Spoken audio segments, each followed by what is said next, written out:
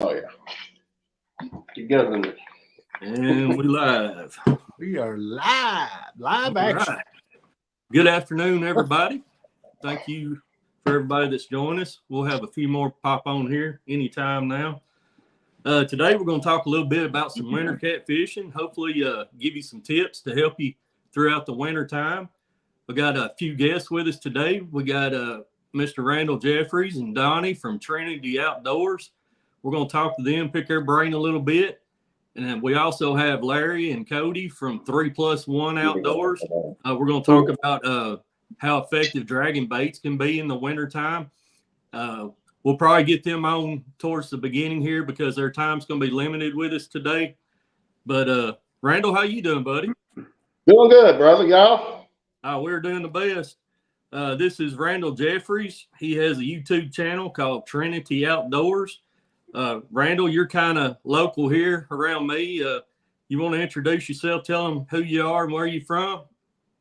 I'm Randall. This is Donnie. That's me. Devin, he couldn't make it tonight, but there's usually three of us fishes together all the time. I'm way out from Metcalfe County. Barren River Lake's our home lake. We've been fishing. I've been fishing on Barren probably 4 years now. It's my third year. Yeah. And how'd you get started in the catfishing, Randall? Well, I've been catfishing ever since I was 10, 11 years old. I'd walk the local ponds and everywhere around, and I always wanted to catch the biggest fish in the pond. That's like any of us. You go fishing, whatever you're fishing for, you want to try to catch the biggest in there. Then I got on up 14, 15 years old and got me a three-wheeler, and then an old motorcycle, and I hit the river, Green River. Me and a buddy of mine, once I was 15, had an old motorcycle that didn't have no title, no nothing. I mean, I'm 15 years old. We strapped 6 rod and reels to the back light of it in a tackle box and a landing net, and ended up in Louisville, and then got to Louisville and turned left and went somewhere. I can't even remember where it was at on the Ohio River. I was 15 years old. I mean, we just jumped on a motorcycle and headed out. But we had a day of it, and I've always enjoyed fishing. Anything to do with outdoors, I love it. Good deal. I'm sitting here picturing them rods whipping in the wind as you're going down the road. Yeah. Me getting to live right here, right by the lake, I thought I probably fished the lake more than anybody else got to, but it seems like every time I pull into the boat ramp, Randall was there unloading his boat, or he was already launched out there fishing. I mean, this man fishes all the time. I think he fishes more than me.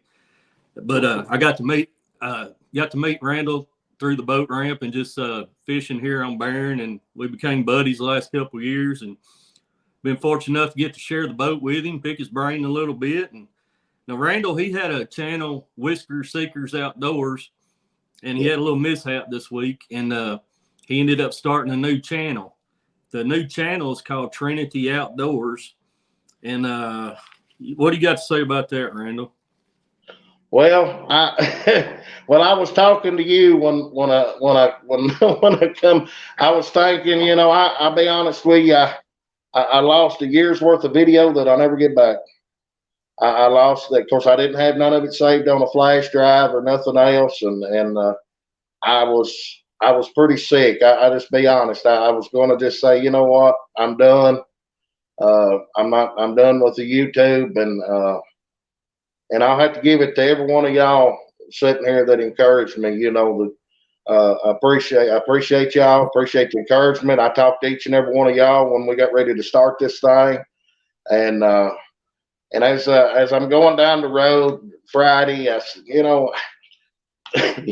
it was funny. I said I ought to name it one thing. You said, well, I don't know about that. And I said, well, Yeah, I don't need to. But I was coming down the road, and y'all know me. You know, me and Donnie, we're both preachers, and I got to thinking, you know, there's three of us, you know, that fishes together all the time, and then I said, you know what?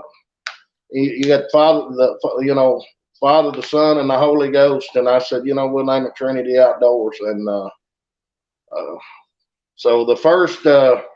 I put a couple of little videos out that I had saved on my laptop, and there's another one be coming out tonight, or it ought to hit sometime tonight, first thing in the morning, of a trip we just had that was an unreal trip. I mean, a new PB for me. I'll just leave it at that. Y'all know what it is, but some of the rest of them don't. But it was fun. I was so tore up Saturday. I lost footage. I didn't hit the record button. Devin hooked the big flathead, and I just didn't hit the record button. After he let it loose, and I went back to go preview it, I said, "Oh man, where's it at?" And Devin said, "Man, you didn't record that, did you?" I said, "No, I didn't." He still says I done it on purpose. He said, "You just didn't want everybody to see me catching a big flathead." I wasn't with him, but he probably did. Yeah, it happens. I've done it there myself. And for you guys that was subscribed to Randall's old channel, make sure you check out his new channel, 351 Cleveland. Thank you for putting his link up there. We got it posted up there, and I think it's also in the description. So make sure you go to his channel. And the guy catches some big fish all year long. He's a great fisherman, and I look forward to. I can't wait to see that video that you're fixing to drop. That's going to be a good one. Yeah. Yeah, yeah. Of course, I think that makes the third time I've been there. With you the first time, and you showed me some holes, and I know to this day. I told you the other day. You asked me what part of the water I was on, and I said I'm at desperate spot 1. Because as we was going across through there, I just pulled up my maps on my phone, and I dropped the pen, and I put a name beside them, and I said I'm gonna name this spot desperate spot 1, desperate spot 2, honey hole.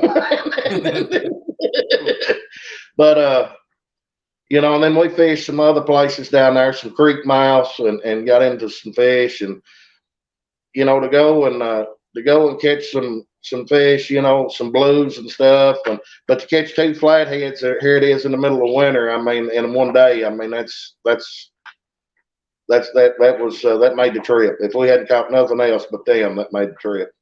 Yeah. One flathead this time of year down here where we live, that's kind of odd, but to get 2 of them in one day, that's really doing something. And I tell you, it was the oddest bite both times. Both times we just seen the tips of the rod just go, and then that was it. And when we got ready to reel up the lead, both times they had swallowed it. I mean, just like we throwed it right on top of their head. They had mud from up their backs. And they just swallowed it and just laid down. I mean, just a couple little twitches of the rod like that. And I told Devin, I said, boy, that's a dink. And they ended up being pretty decent fish. Yeah. Now, you were nominated for a Golden Whiskers Award. What category did you get nominated for? Best New Talent of the Year. Best New Talent of the Year. So, guys, if you want to go vote on that, it'll be Whisker Seekers Outdoors is his name on the ballot right there. So just to let everybody know, so it's not confusing right there. But going forward, he's going to be Trinity Outdoors. So make sure you subscribe to him, like his videos, and check him out. Hey guys, we're going to talk a little bit about winter catfishing today. Hopefully put out some tips for everybody. When you think wintertime, you know, the water's extremely cold. The fish's metabolism slowed down. They tend to not chase the bait as much. They don't move around as often. Randall, if you're putting in at a body of water for the day this time of year, what's your thought process? What are you looking for when you go to your first place to set up?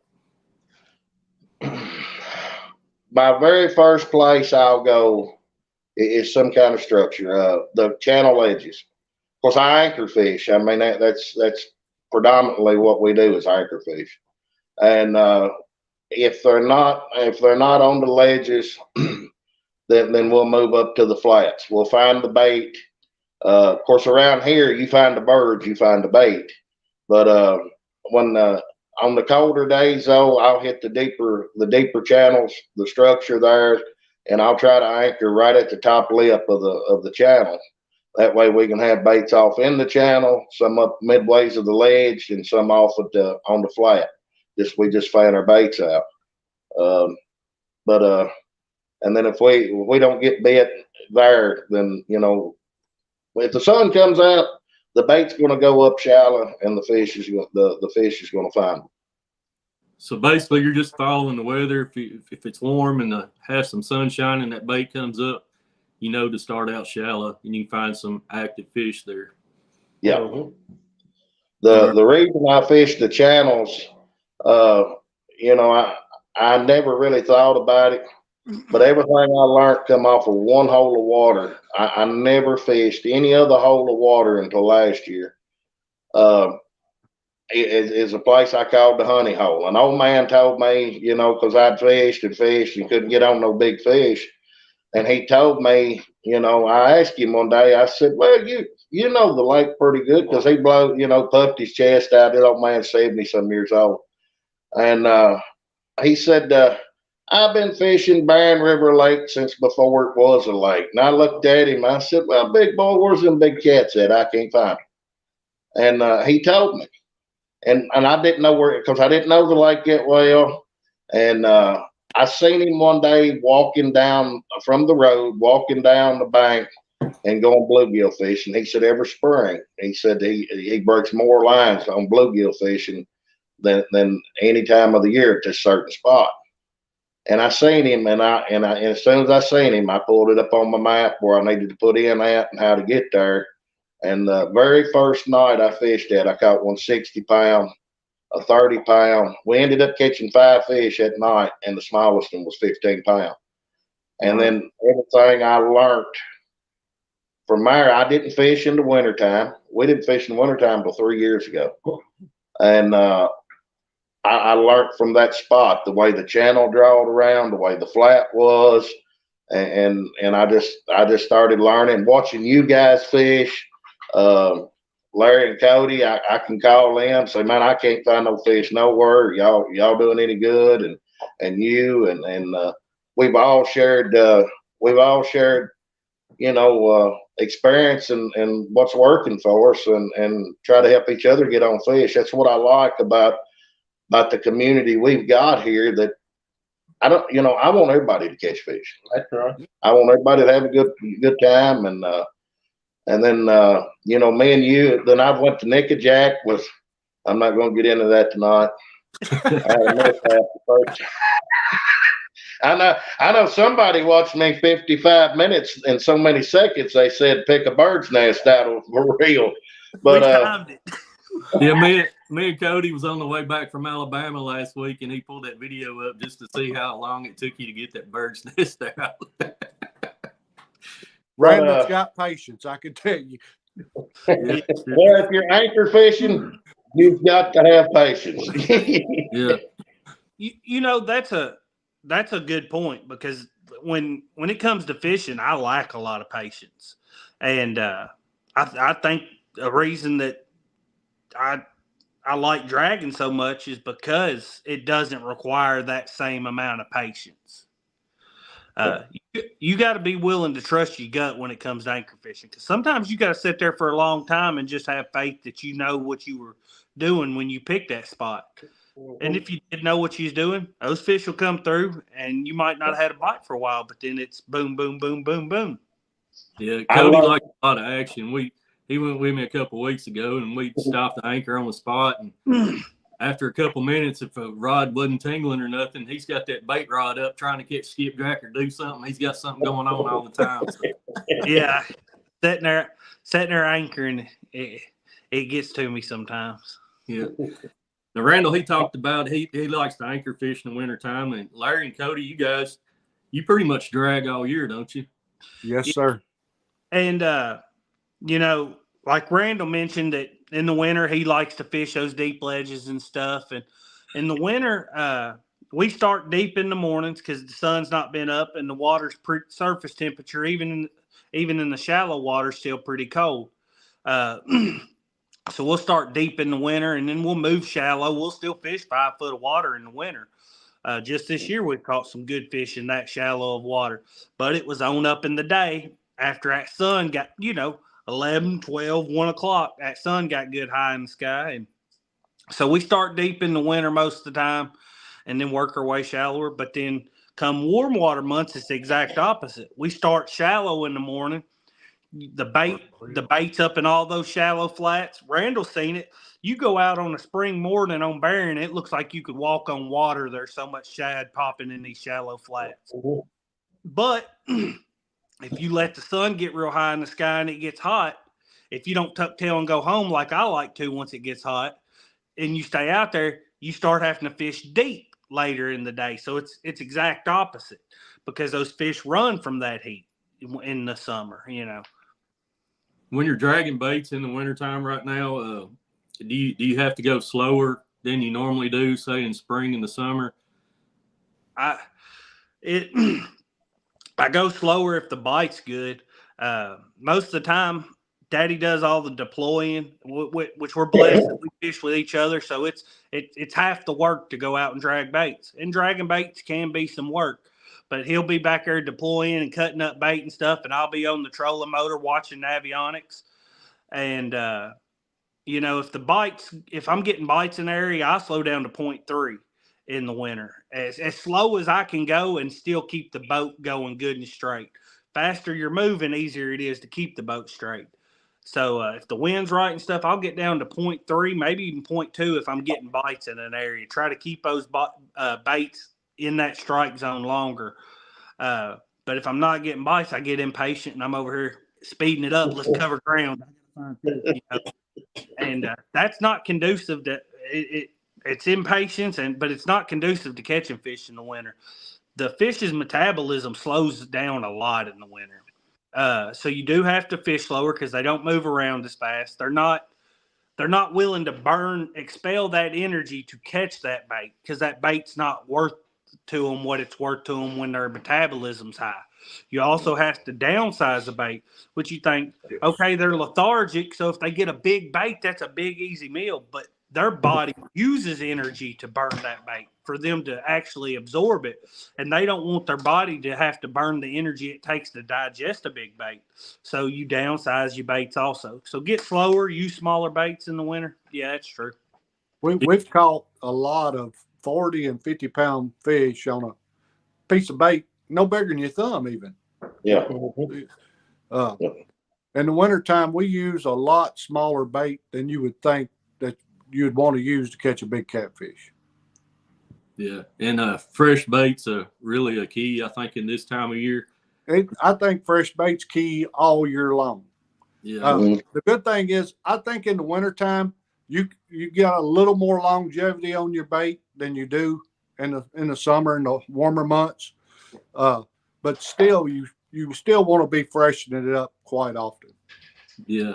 And another thing on that bait, the scent don't disperse as much as it does in the warmer water. No. So you got to pretty much take it to them fish, and we talked a lot about. I want to start doing some more dragging. I want to learn how to do it a little bit better. And just like yesterday, I pulled up on those flats and I found some fish feeding right there, and then I started dragging through there. I didn't happen to have any luck on that yesterday, so I threw the anchor. But everywhere I stopped to throw an anchor, where there was plenty of fish chasing bait, by the time you get all the rods and stuff out, them fish is gone. So I'm thinking to myself, if I was sitting here stay dragging through all this, I'm going to stay with those bait fish and have a better chance of hooking up.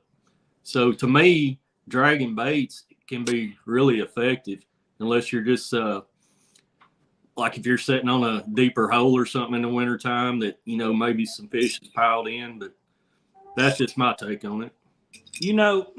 Which just doesn't pertain to wintertime fishing, but you said something that made me think of something.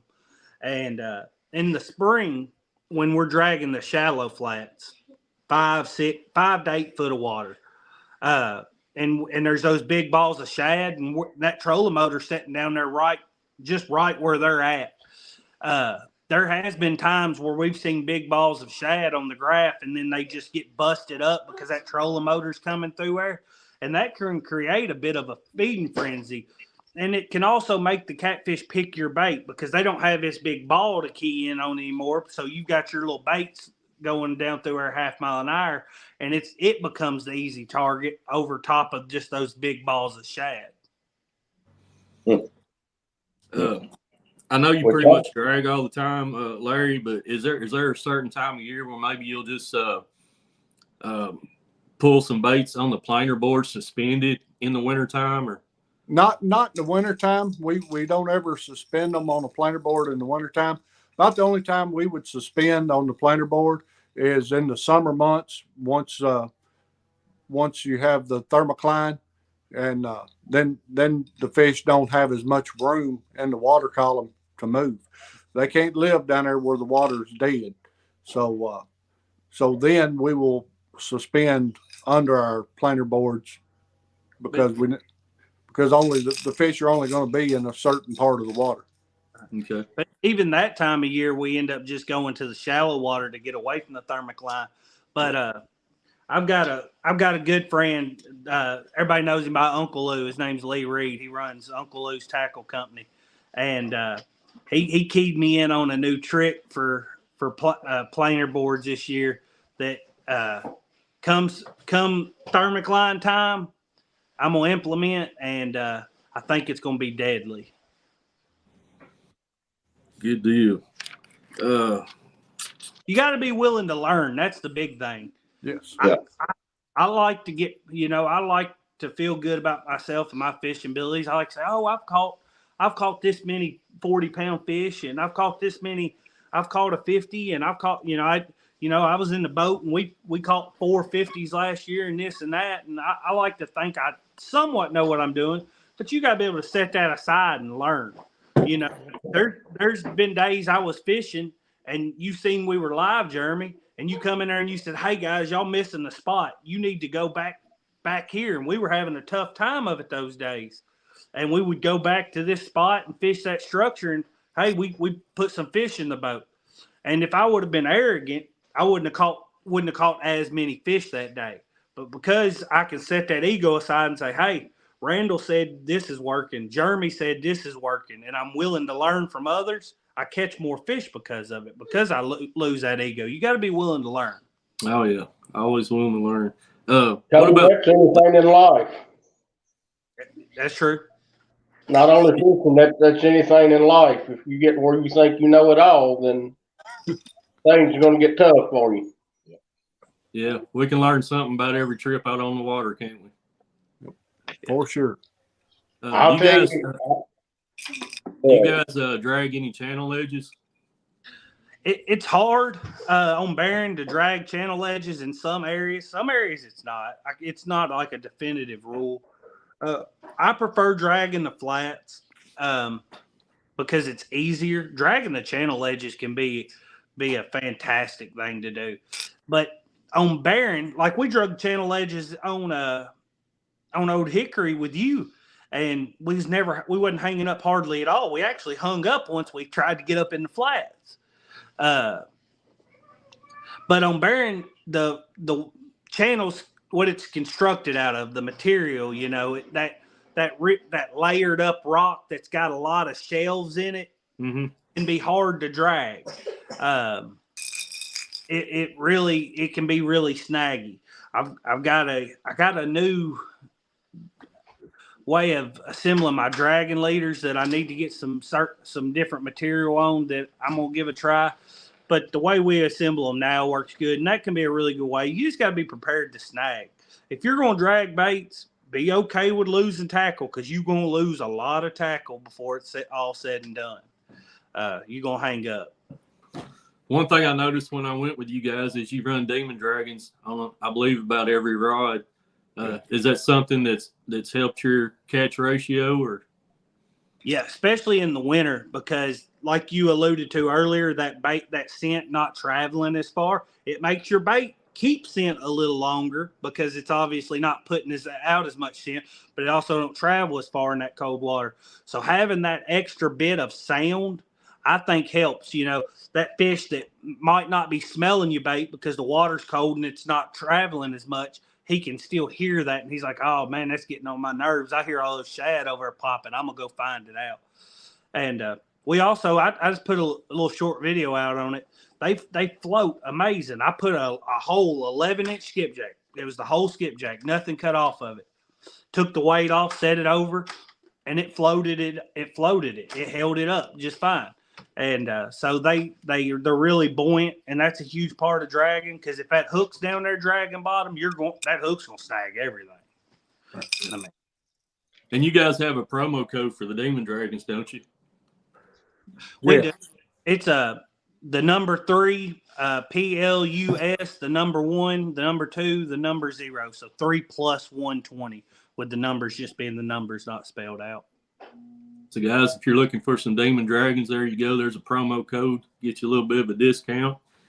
And that's about all the questions I had on as far as dragging. I know, Larry, you and Cody are kind of pushed for time this evening, so I don't want to hold you too long. No, I was just going to show you real quick. I brought one in here with me, just what you're talking about, the dragon. So to the Demon Dragon, I will say this. One thing we learned over time is we'll run our leader line through one eye, and then we just tape it because I don't want that line twisted through that Demon Dragon. And I also don't want to cut my line in 2 more places and tie it to the Demon Dragon. So we just run it through one eye and tape it to hold it in place. And as you can see, we just have it a couple 2.5, 3 inches behind the Demon Dragon. There's our hook with the bait. And we use pretty long leaders. These leaders we use about 3 inches. And another key, about 3 foot, about 3 foot long. And another key is having a good dragon sinker. If you don't have a good dragon sinker, you're going to hang a whole lot. So it's key to have a good dragon sinker when you're dragging baits. Yeah. Me and Cody talked for a few minutes before we come on here today. And another thing, you have to tell everybody, if they want to drag baits, the most expensive thing is having a trolling motor that you can drag baits with, especially if you're by yourself. Having one that's got a remote control and everything that you can control it, and you're not having to be up there on a foot pedal. I mean, you could do it with just a traditional trolling motor, but you're going to have somebody that's willing to set up there and run that trolling motor. Yeah. If you go out dragging baits by yourself and you just got your traditional Minn Kota Edge, whatever, foot controlled trolling motor, no matter what brand or whatever it is, you're not going to be just a ridiculous amount of work. I think you've done it before, Jeremy. Drug baits with a foot controlled trolling motor. I did. I just switched my trolling motor out this weekend, and I don't even think I've told y'all this yet. But I was dragging I went to anchor out yesterday. And the first spot I went to anchor out, I had my lanyard around my neck with my remote, and I grabbed my anchor and I went to throw it out. Well, my rope, it got wet and it was frozen. It was just a big ball of rope. When I threw it out there, that snag caught my lanyard and took it with it out in the water. And somehow I got it back, though, and it's still working. Well, good. Oh, God was on your side. Those things are, but so far it's still working. I couldn't believe I actually got it back. But yeah, because I tell you what, those remotes are expensive. I bought a new one for my new trolling motor. I needed another remote, and I bought one. I think I gave like $170 just for that remote. Yeah. Go ahead, Coach. If we were fishing for subsistence, we would be in bad. If we was fishing for subsistence, because we'd be in bad shape, because it costs us a lot more than going to the grocery store. Fishing can be very expensive, but I mean, I love doing it. It's a blessing in my life. It's changed my life. Took up idle hands, and idle hands can be a bad thing. So fishing's a real blessing to me, but it gets expensive. Yeah. Randall, you mentioned that you primarily anchor fish. Do you do this all winter long, or do you change techniques? Or I haven't. I've just y'all brought up a good point there a while ago about willing to learn and needing to learn things, and the something I want to do is I want to suspend the ledges. I want to do that so bad. I just and I'm going to some this time. I'm looking at getting a trolling motor to make it easier. We've done that once or twice, and it's paid out pretty good for us. And there's nothing like seeing that takedown when your bait's suspended and you got 19 foot of line out. It's unreal. And yeah, I mean, when the rod tip slaps the water, I mean, it's and that's something we're going to try some this year. Of course, I mean, we're going to fish. We're going to fish some different water this time. I think I know Byron pretty well, and we have good luck. But we're going to fish down Old Hickory a lot more, and we're going to be at Watts Bar and Melton Hill, and I just want to go. I fished all over the country, and I just want to go to them places. And them, so I don't know if you call them bucket list places. And we will be back to Nickajack this time. yeah. Do you have a bucket list lake that you haven't been to yet?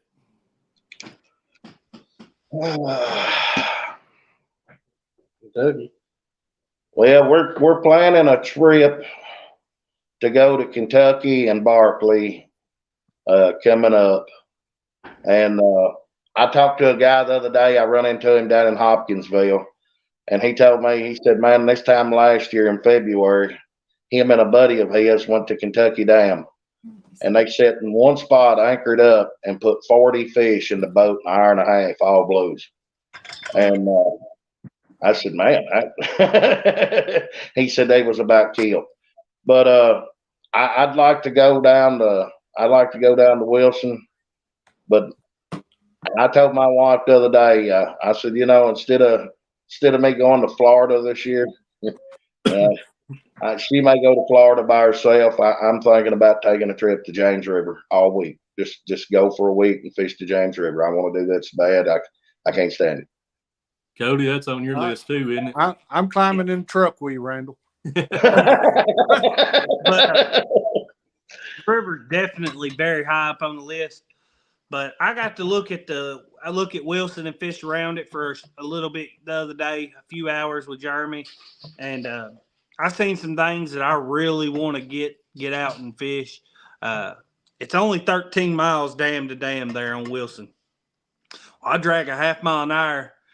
That's only 26 hours to start on one end to the other. So I'm gonna go down. If I go down there for 3 days, I'll just drag the whole lake, one end to the other, from dam to dam, and I'll find a fish eventually.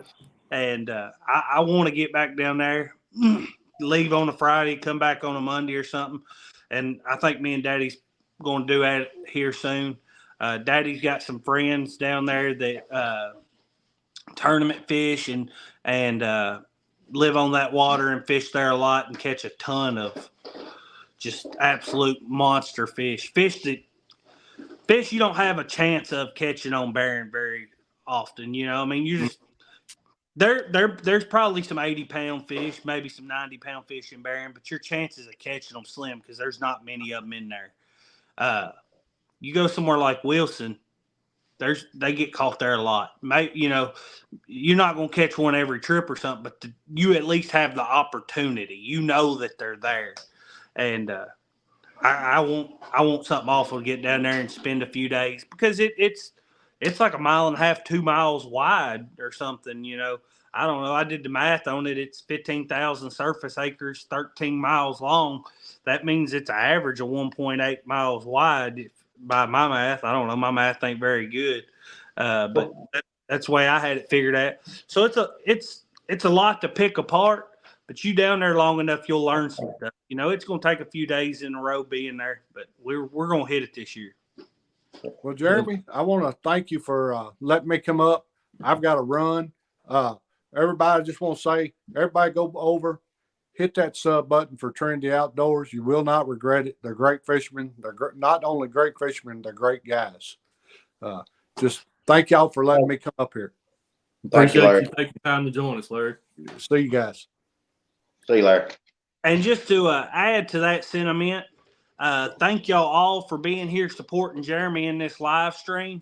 He actually had an issue with it. He's too humble to probably mention it, but he had an issue with his channel here about a year ago or so. He had his hours. He had, 1,600 subs. He should have been monetized, and he had an issue with that. He's got it figured out, but because he stopped with this channel, he's lost his hours. So thank you for being here for his live stream. Stick around throughout the whole stream. And after it's over, go watch a video or two of his. Let's help him get back to 4,000 hours. I think he needs a little over 1,000 hours to get there. I appreciate it, Cody. And we got several new people just coming in. So if you haven't heard yet, our guest Randall Jeffries, his YouTube channel, Whisker Seekers Outdoors, he's changed channels. He has a new name. So let's make sure we go on over and subscribe to his new channel. Has lots of great videos. The guy's a great fisherman. Trinity Outdoors. The link's in the description. If I get somebody else to throw it back up there for me, I appreciate it. I think 351 put it in there earlier. Well, Jeremy, it's time for me to take the wife and kids to get a bite to eat. I appreciate you thinking of me when you decided to do this stream. It means a lot that you wanted me up here. I always love getting to talk to you and Randall and listen to y'all guys. Y'all are a wealth of knowledge. Anybody that's in here, go ahead and get you a notebook out because you're going to learn something listening to these guys. We appreciate you taking time to come in, Cody. I know you're kind of on vacation this weekend, so you need to get back to the family there. Yeah. So I always willing to take a break to talk fishing now. We appreciate you coming in. See y'all. Take care. Now, Randall, we talked about you do mostly anchor fish. This time of year when it's real cold, is there a certain amount of time you spend on the spot, or how do you determine that? Well, I'll be honest with you, I've got a little impatient. A whole lot impatient. I'll try to give a spot. If we've had a couple of good bites, I'll try to give it, an hour sitting there. But when I first started really fishing, me and my wife sat on a hole one night. We was fishing. We got there right before dark, and the fog set in, and we didn't have really nothing but a little handheld light on the boat, And I said, we can't get out of here for the stumps and everything. We're going to sit till daylight. We anchored in that spot from right before dark till daybreak. Me and my wife, and I think we'd put one decent fish, maybe 15, 20 pounds in the boat, and a channel cat all night. At daybreak, we had rods start to go down, and in an hour and a half, we put 300 pounds of catfish in the boat in an hour and a half, and it was just boom, boom, boom, and that's sort of that, and we didn't have no choice but to sit there that night. But I mean, even up a couple years ago, I sat on a whole half day because I know where I was sitting. Eventually, the fish would be through. But now I've got a little impatient, and that's what I was saying a while ago. You got to have patience when you're anchor fishing. I know it's hard to sit somewhere when you got 10,000 acres, that to travel on, and you're sitting there in this spot. Well, maybe they're biting over there, but if you're sitting on good structure, if you'll hold it out long enough, it will pay off. I think we've got impatient a whole lot. Randall, he don't seem to think as much as I do. But anytime you're moving and you're anchor fishing, if you're moving, you're not going to catch any fish with the rods in the boat. You understand what I'm saying? Yeah. And if you'll stay patient, them fish is sometimes going to come through. I think we're missing a lot of fish by being moving so much anymore. I've had people on the boat before, and they'll be like, "Well, when's it gonna happen? When's it gonna happen?" It may take 2 or 3 hours. They're gonna come through here. Sometimes you just gotta let them out, especially in the summertime. Let's talk a little bit about bait. Do you have a bait of choice in the wintertime, or you kind of use? I know you're a big bluegill man. You catch more fish on bluegill than anybody I know. But does that work for you in the wintertime? Yeah, that's my predominant bait. I will use some shad. My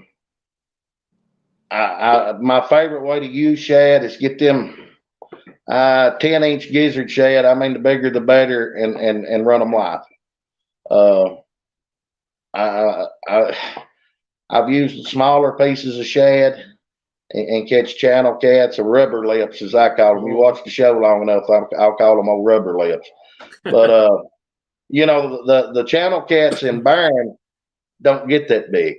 I mean, you'll catch. I mean, we caught a couple last year, over 10 pounds, and that's a big channel cat, you know, around.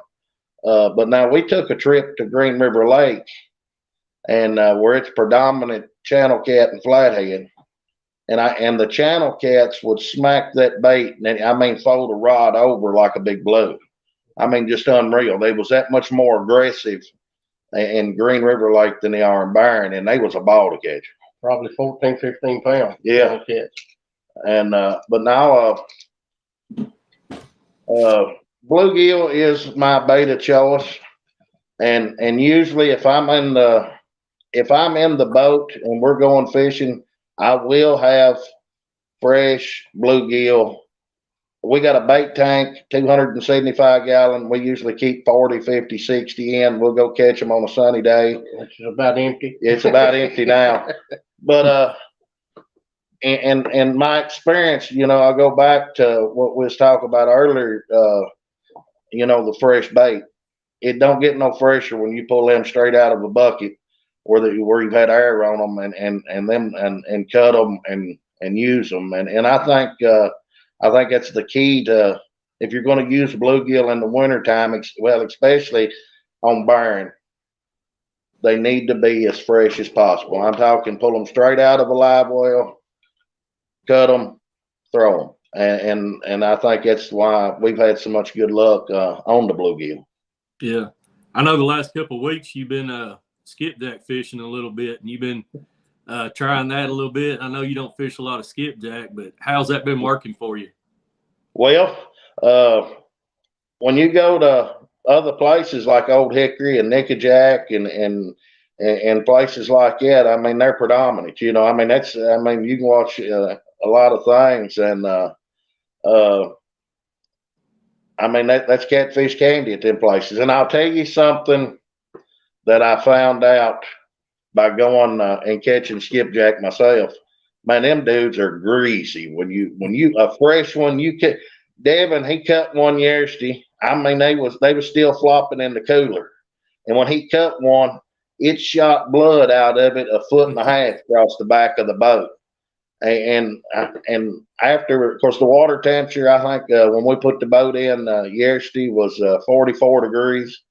We go to the steam plant, it was 60, and we was catching skipjack 3 at a time, and 2 and 3 at a time, and I mean just a ball.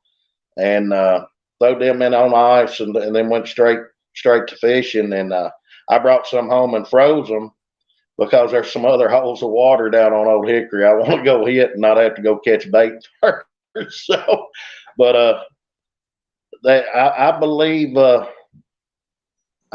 if a man, of course, I know Larry and Cody use skipjack pretty much predominantly. I mean, they will use some bluegill. I've been with them, but I believe. I'm sorry. Oh, you're fine. I believe the fresher that bait is, and we have caught big fish on skipjack on Barron. I got some pictures of Donnie caught last year, wasn't he? On the Zepco 33 with a big chunk of skipjack on it. That was just unreal, you know. And but the fresher the bait, the more, you know, the better you are. Because around here, if you buy skipjack, they've probably been frozen a month or two, and they don't even look the same. Yeah. Jeremy, I was wanting to ask you, have you ever fished No Lynn any? No Lynn Lake? I fished some crappie tournaments there, but I've never catfished over there. It's supposed to have a lot of big shovel heads in it. Not many Flathead. blues, but Flatheads. flatheads, shovel heads, flatheads. I growed up, my daddy called them shovel heads. Fishing Green River. You'll get a spree started. Well, I'm sorry. But that's the way I growed up. That's just it. But I'd like to fish No Lynn with some live bluegill or especially some hybrids about 4 or 5 inches long for Yeah. flatheads.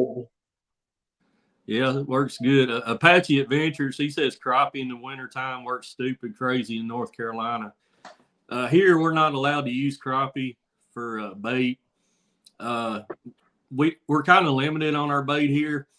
We're an hour and a half from anywhere we can even go catch skipjack. So we have to, if we're not using bluegill or shad, we got to use frozen bait a lot of times. So we'll try to make a skipjack run 2 or 3 times a year and keep some stocked up, but it's not often we get to use them things fresh. So yeah. And I've seen bluegill and creek chubs on there, several people's posts. I've never used the creek chubs. Have y'all tried those? I haven't. I used to use them in Green River Yeah. when fishing with my daddy. The flatheads like them. Wow. Yeah. Yeah, there's catfish in Green River really like them. Yeah. But Cody was talking about they like to downsize their baits in the wintertime. Do you guys downsize any of your tackle, like your hooks or anything? Do you find that to be necessary in the wintertime, or do you just stick with your normal? I run 8/0 hooks. I know a lot of guys run 10s, but I like to run 8/0s. And in the wintertime, I will run a big head bait. I'll always run a big head bait on a couple of rods. I just can't help it. But I will downsize the cuts of bait that we use.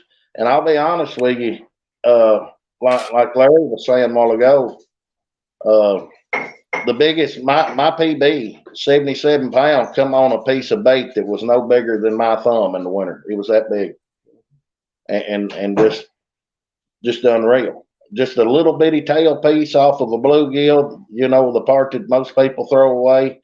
I just lap the fin off the back of the tail, and I'll send them, especially in the wintertime. Now, when water temperatures get warmer, I'll go to a bigger chunk of bait.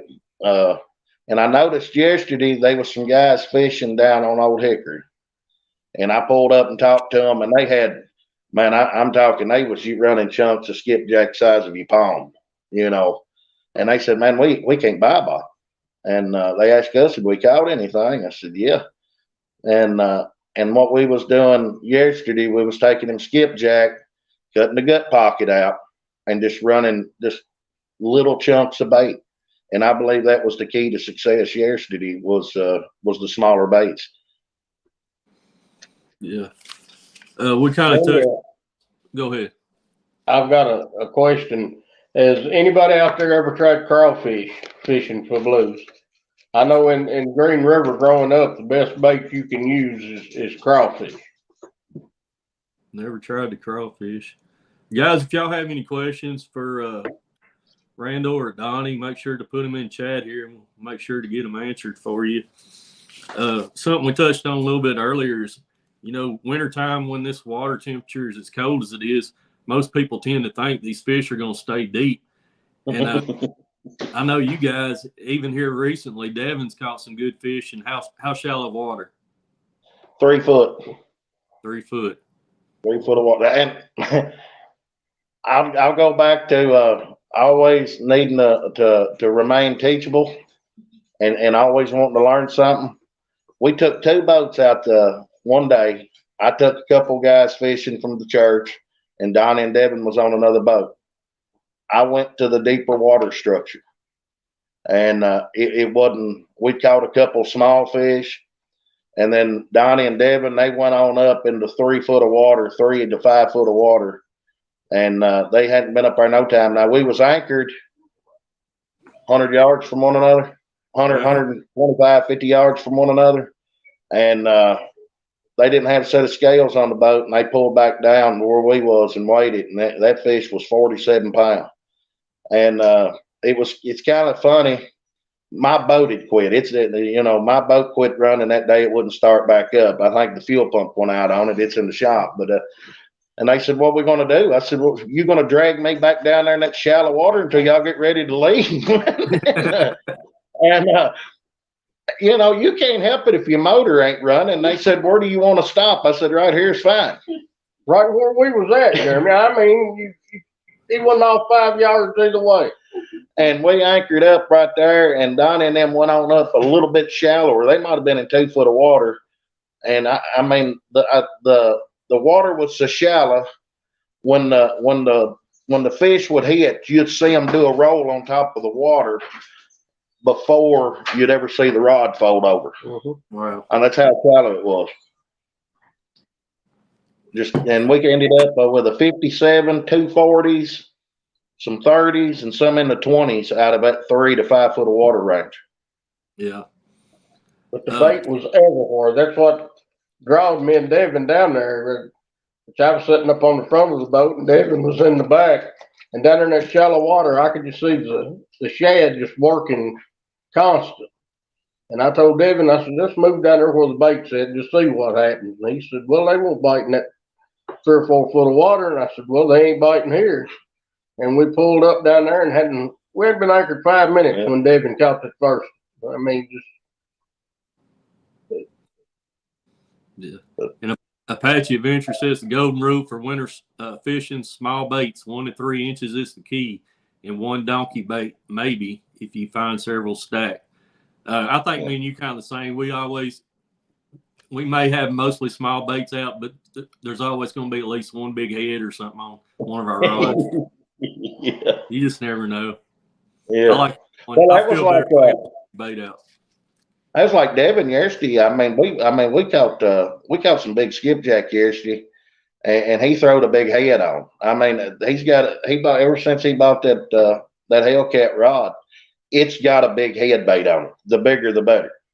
And of course, I mean, that's paid off for him last spring. At Byron, he caught that, and it was his PB with it, a 67 pounder on it. But he throwed a big skipjack head on, and that biggest flathead yesterday. I mean, he must have thrown it on top of his head, and I mean, he swallowed it. I mean, it wasn't no nibbling. He just swam up and swallowed it and buried right back down in the mud. We never even knew he was on. Just seen the rod twitch a little, and I said, "Well, you got the channel cat picking the guts out of the bottom of that skipjack." And he got ready to reel up, and he said, "Man, I'm hung up." And then about that time, it started swimming. That was on desperation spot 1, I think.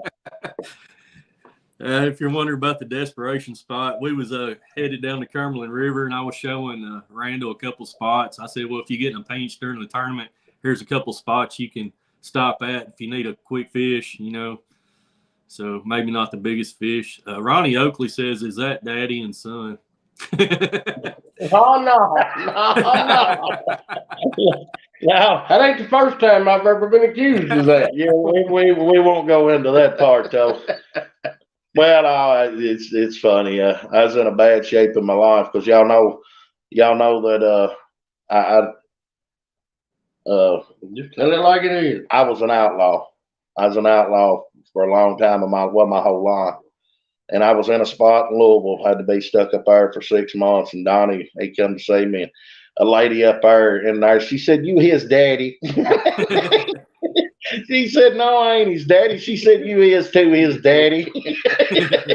But there's a little backstory on that. But now I've known him my whole life. I mean, he married my cousin, and I've known him ever since I was big enough to know him. Yeah. Cody put a question in there. What's a type of spot or structure y'all like to fish that y'all think most people overlook?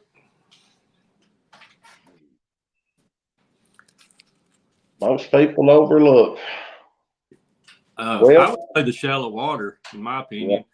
because one big misconception is the sun has to be out and you have to have a warm day to draw that bait and stuff up on these flats and stuff. And that's usually when the people go shallow to fish for bigger fish. But I mean, there's a lot of big fish caught at night this time of year. I mean, you guys, Devin, he was out the other night. What time did he catch it? His big fish? 1, 2 o'clock in the morning. 2 o'clock in the morning. Yeah. They ended up catching 140, another in the 30s, some in the 20, 28 down to 22 pound. That's in one little channel cat. And I went the very next morning and fished pretty close to where they was, and never got a bite. That just didn't do no good at all. Yeah. Cat Tucky says near boat ramps. That can be a good one. I left Port Oliver boat ramp yesterday. Before I got 50 yards, I was marking fish right there off the end of the boat ramp. Well, that's a good point. Right, me and Donnie's talked about this before. I believe sometimes we drive over a wad of fish that we could be catching. But I mean, you think you're looking here and you're 50 to 100 yards from the boat ramp. Well, I mean, they don't nobody fish there. Not catfishing. You may see some crappie guys, you know. And of course, you seen I think it was last year out by a buoy where a big flathead was staying just about every trip, and we got to notice him, but I never dropped the bait on him. I never dropped the bait on that fish, and marked him about every time around that buoy right there, and never dropped the bait on him. But now, year before last, me and Donnie, it was so hot. And we hadn't got, I mean, you just sit on the boat and just melt. And right there at Beaver Creek boat ramp, we was 100 yards from it and pulled up and tied off where we could be in the shade and caught fish right there and hadn't caught them nowhere else on the lake. Was this the time that Donnie fell out of the boat, or? No. He may have been marking me by that buoy. Is that why that buoy's there marking that? Yeah, that may have been me was marking. Yeah, Cody says he's fished for those fish at Port Oliver ramp too and couldn't get them to bite. I think a lot of people don't fish it close to them ramps because I guess they think they're going to be in the way. By the time they get some lines out, you're kind of cramping the ramp right there. You'll be in everybody's way. So, well, Devin them the other night was fishing right beside the boat ramp, right at State Dock. Yeah. I mean, sitting right there, well, going down the ramp, just step right over the concrete right there. Yep. What else do I have? Going back to your channel, guys, I'll say it one more time. If you're just coming in, Randall's channel used to be Whisker Seeker Outdoors. It's now Trinity Outdoors. So if you haven't subscribed to him yet, make sure you head on over, watch some of his videos, give him a subscribe, and hit that like button for him. Let's get his numbers built back up for him. And what's some of the goals for your channel this year, Randall? Me and Devin talked yesterday.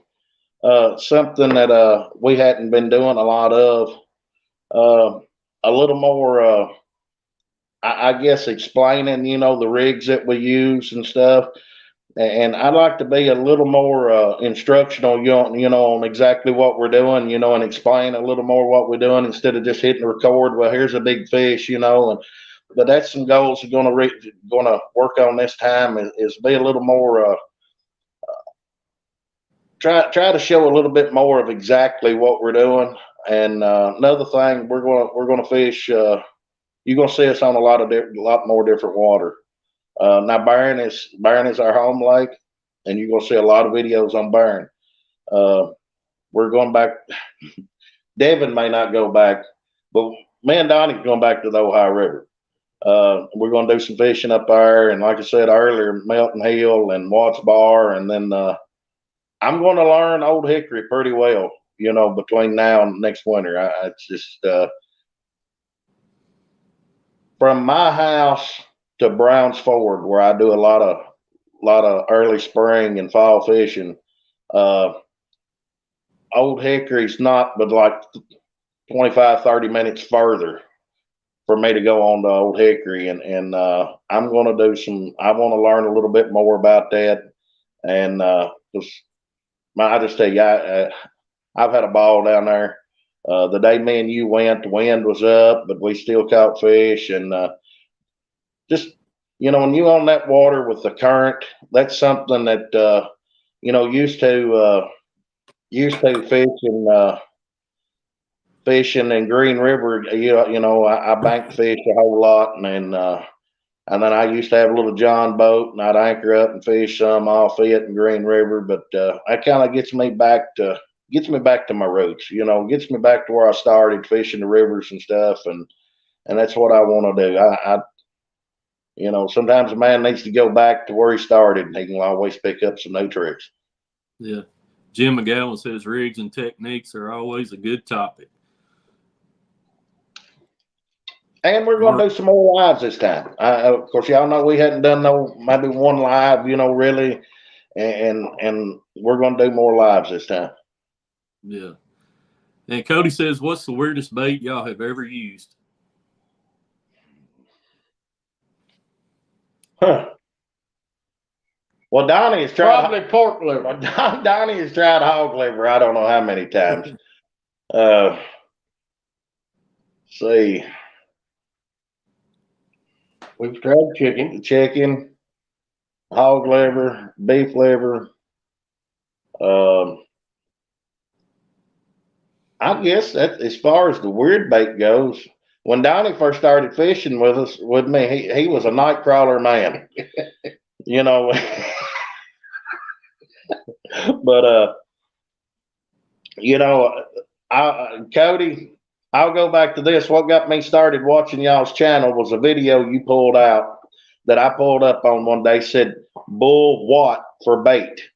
And it's where they castrated some calves and was using them for bait, and they put fish in the boat. And I said, you know what? These guys is as country as cornbread. They just like me. And so I guess that's one of the weirdest baits I've ever heard of. But I tell you, if I know people's catching it on it, I don't care what it is. I'll use it. Yeah. Cody says Jeremy will take you to 84 mile an hour current. Hey, how fast was that current down there that day? Man, I don't even know. Our plan was to go up to Pickwick Dam. We was going to fish in front of the dam. And we got up there, and they had everything you can imagine turned on, and it was rolling. It's the fastest water I believe I've ever seen. We got up to the dam behind a wing wall in what we would call the slack water, and it was like 6 or 7 miles an hour in the slack water where we was. And we tried to anchor right there. We anchored out for a few minutes. We put 2 8-ounce sinkers on each line, and it still wouldn't hold the bottom. So we realized that wasn't going to pan out. So we loaded up, went back to the ramp, loaded up, made a 20, 30-minute drive over to Wilson Lake, and there wasn't much current over there. So we ended up fishing the second half of the day over there. And I know me and Donnie and Devin got out on Ohio one day up there, and they had every gate rolling out of it. And we went down river to fish, and the wind picked up probably a little over 20 mile an hour that day, blowing up current. And we in a 16-foot boat, and they was times coming back up. We was just barely cruising, and the whole prop would come out of the water. In the back, you'd hit one of them big waves, and the prop would come out of the water about 6 inches, and then you'd go backwards for a minute and then go forwards. First time I've ever been sick on the water. I mean, I was literally seasick. Yeah, it was a very bad situation. Unfortunately, they had a fatality there at Wilson that day while we were there. Another boat, it got, I guess it drifted into the bridge, and the water was hitting that bridge so hard it flipped his boat over. Father and son fell out of the boat. I'm assuming the son had the life jacket on, and they were able to get to him, rescue him, but unfortunately the father, they had to send the dive team out for him. So this time of year especially, make sure you got them life jackets on. I'll tell you. Jeremy, don't leave out the part where you got us lost about 4 or 5 times. Cody, I don't know what you're talking about. I got us there, didn't I?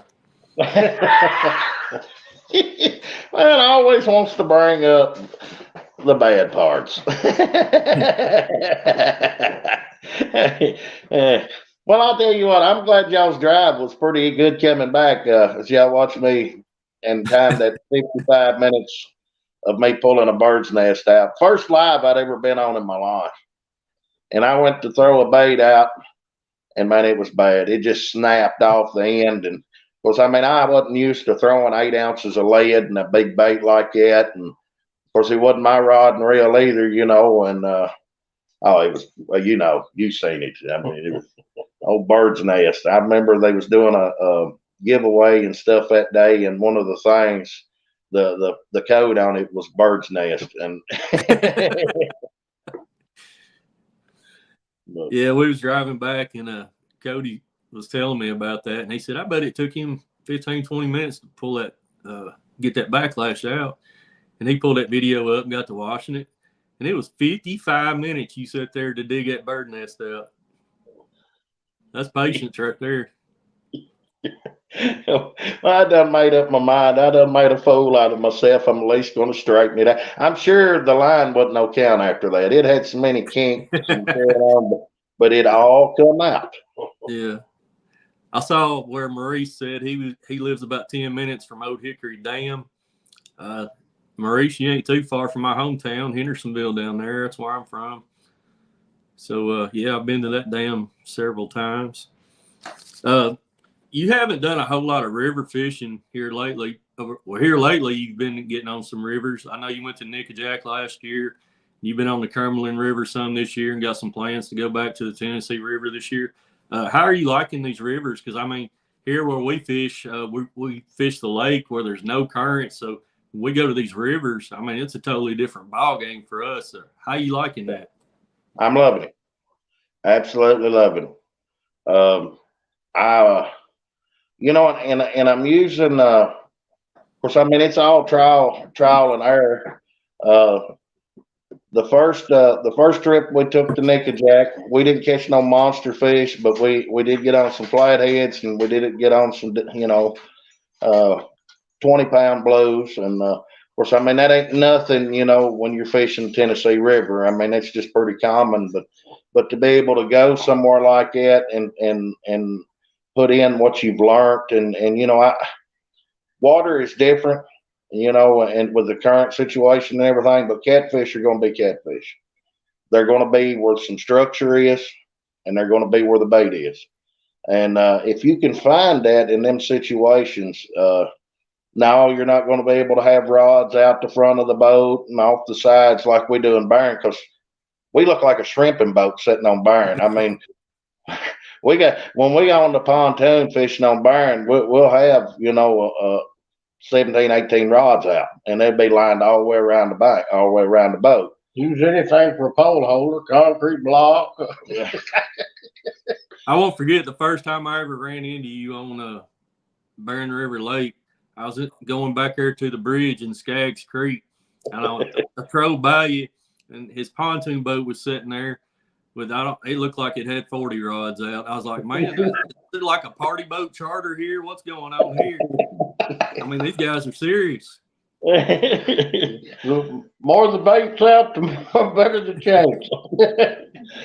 But Donnie, I got a question for you. If you had to pick one, Abu Garcia 6500, Zebco Max 33.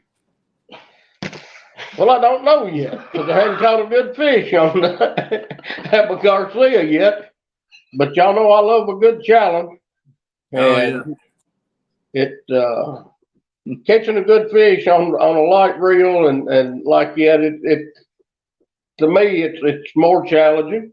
And I don't know, I've been a poor man all my life, and all I ever had to fish with, or my daddy ever fished with, was an 0202 or or 404 Zebco, and if you had enough to get a 33 and a pretty good rod, you know, you really thought you had something. And to me, I still enjoy that old 33. Yeah. We laugh and joke about it with you all the time, but I mean, I've seen some of the fish you've caught. There's got to be a lot of skill involved to land them size fish that you get on that Just got to 33. be patient again. Yeah. You don't house them around with it. I tell you what, it makes for a good video. Yeah, absolutely. It makes for a good video. But now I tell you, he hadn't took it nowhere else much, but on Burn, I don't think. I think it's because when you start fishing them 70-foot holes, he ain't got enough line to reach the bottom. Oh, He man. won't let me take it. I'm scared he's going to get heartbroken and he'll quit fishing if he loses. He wants to get somewhere like Cumberland or Nickajack or somewhere and bust 180-pound and then lose it on account of the rod and reel. He'd be done. Y'all never. Donnie would be no more on YouTube. He'd not be fishing with me no more. I lost a good fish at Brown's Ford last year on it. Yeah, boy. I like I said, we don't have no idea how big it is, and whatever gets away, it was a good one every time. But this was a good fish, and it probably did cost me a good, may have been the best fish I've ever caught. Donnie's got a carrot's got a rod holder on it. He's not satisfied with having 6 rods when everybody else has got 5 or 6. He wants 7. Or 10 if I had no more to put them. And he's sitting there in his chair last year, and it about ripped the rod holder off the side of his chair. And when he reached to grab it, the only thing we can think of, he caught the line in between the rod, and all you heard was pow. And I think when I reached over and grabbed the rod, I must have just squeezed the line because it popped right at my hand. I mean, but I'm still learning a lot. Randall, we've told y'all before, begged me for 2 years, I guess, to go with him. And I told him I couldn't catch no fish in Barren Lake. It's too much water. I used to fish in Green River where you hem them up in a deep hole, you know. And I said, I can't catch fish like that. So I went with him, and of course, we had a really good day the first day I went. And 15, wasn't it? Yeah. 15 that day. And I've been rooked ever since. It just Well, guys, I I've appreciate learned a lot from him. you today. We've been on here an hour and 12 minutes. That's went by pretty quick, but I've enjoyed the conversation, having you guys on, and we've got a lot of good information here today. So appreciate you coming on, taking time and sharing the information, and look Appreciate forward to that. seeing some more videos from you guys. And so make sure you check them out. Trinity Outdoors, links in the description. Randall, Donnie, y'all got anything else? Well, just we appreciate all the ones that's done subscribe back to the new channel. I think I looked earlier; it's done back up to 60 some.